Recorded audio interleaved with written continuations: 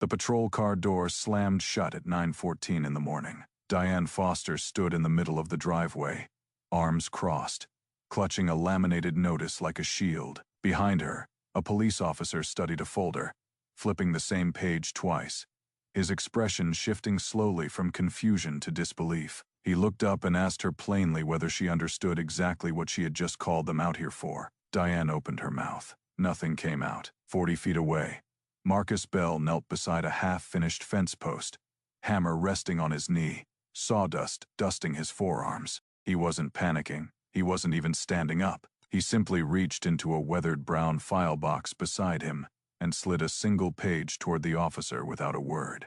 The officer's eyes moved down the paper, then back up, then down again, slower the second time. Diane's blazer, a deep glowing pink, seemed to lose its color entirely under the weight of that silence. She had walked onto that driveway convinced she had already won. She was about to learn just how wrong she truly was. Marcus Bell was 39 years old, a civil engineer who had spent his entire career reading soil reports and property surveys the way other people read morning headlines.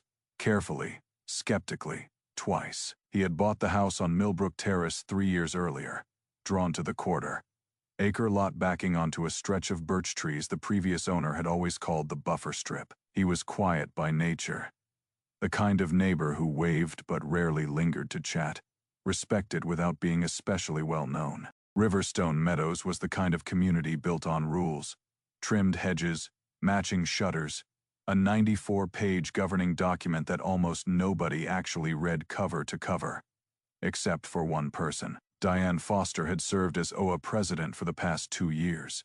Her golden curls and rose-colored blazers as much a part of her image as the clipboard she carried everywhere. She had built her entire presidency around enforcement, around catching what she called boundary violations before they ever became habits. Marcus had heard the stories. A mailbox repainted without approval. A garden gnome removed without warning. He never imagined he would be next. That Saturday morning, he was simply replacing a rotted fence panel. Ordinary work. Or so he believed. Diane arrived without knocking and without waving, flanked by a board member holding a clipboard like a piece of courtroom evidence. She stopped 6 feet from Marcus and told him to put the hammer down immediately, insisting that the section of land he was working on belonged to the association's common corridor. She held out a laminated map as her proof. Marcus wiped his hands on his jeans and calmly asked which recorded document actually supported that claim. Diane's smile tightened as she replied that the association's map didn't need his permission to exist. Marcus told her, evenly, that his certified deed placed the fence line entirely within his own property.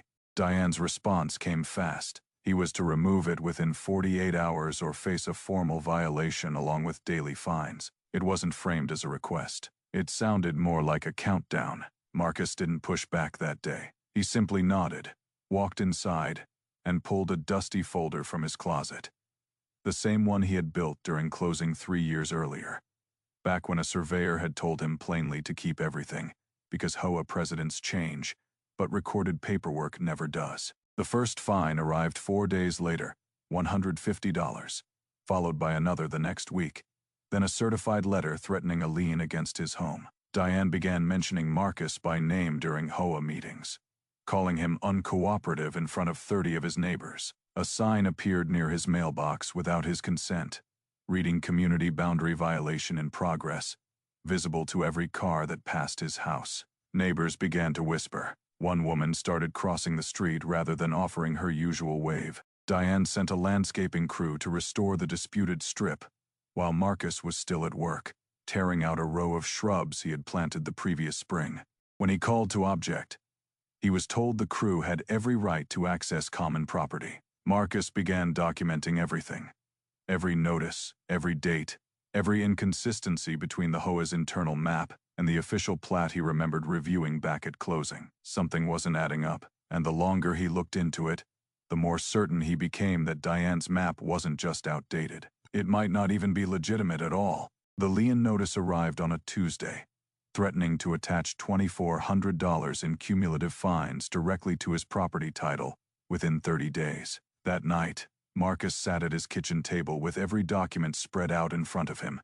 The original deed, the county certified survey from his closing, old correspondence with the county assessor's office. Then he found it. A filed record showing that an old maintenance easement across that exact strip of land had legally expired 9 years earlier, 3 full years before Diane had ever taken office. The land had never truly been common corridor, not since that expiration date, and every single fine she had been threatening him with had absolutely no legal foundation behind it whatsoever. Marcus made copies, sealed the originals carefully into a folder, and packed everything into his brown file box the following morning.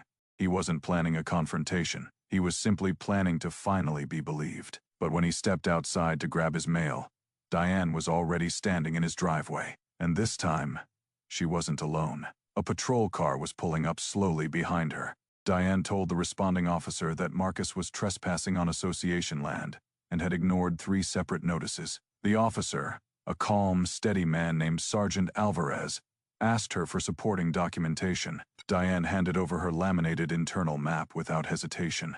Alvarez studied it carefully, then turned toward Marcus and asked if he had anything to add. Marcus set his brown file box down on the hood of the patrol car and began laying out documents one at a time. The certified deed, the county plat, and finally the recorded termination of the old maintenance easement, dated 9 years earlier and signed by Diane's own predecessor. Alvarez read through it twice, slower the second time, before looking directly at Diane and confirming that the easement had expired well before she had ever taken office, then asking whether she had been aware of that fact.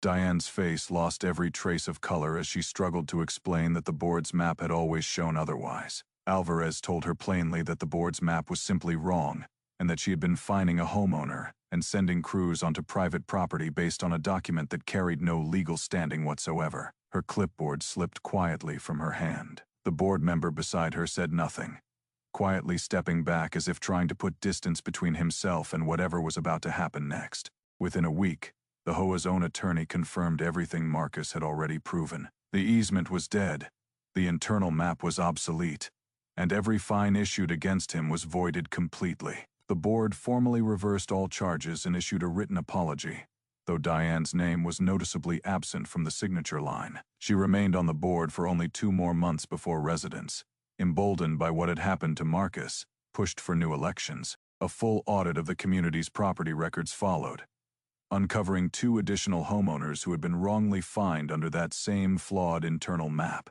both fully refunded soon after. The landscaping crew never returned to Marcus's yard again. His fence stood exactly where he had built it, birch trees swaying quietly behind it, completely undisturbed. Diane never apologized to him directly, but neighbors noticed she stopped attending community events altogether by the following winter. Marcus kept his brown file box on a shelf in his garage, not as a trophy, but as a quiet reminder that patience and paperwork outlast panic and power every single time. He never raised his voice once through the entire ordeal. He never needed to. The documents had spoken loudly enough entirely on their own. So the next time someone in a position of borrowed authority insists, "You're wrong about your own property," ask yourself this: do you actually have the paperwork to prove they're the one who's mistaken?